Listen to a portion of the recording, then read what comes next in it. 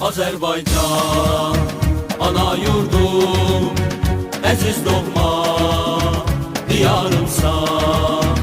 Adınla mən qürur duydum, mənim sınmaz vüqarımsan. Azerbaycan, ana yurdum, əziz doğma diyarımsan.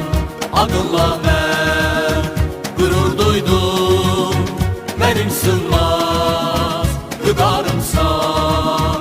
Mənim sınmaz vüqarımsan. Sənə qurban vətən oğlum, mərd ol vətən keşiyində. Xoşbəxt yatsın şirin şirin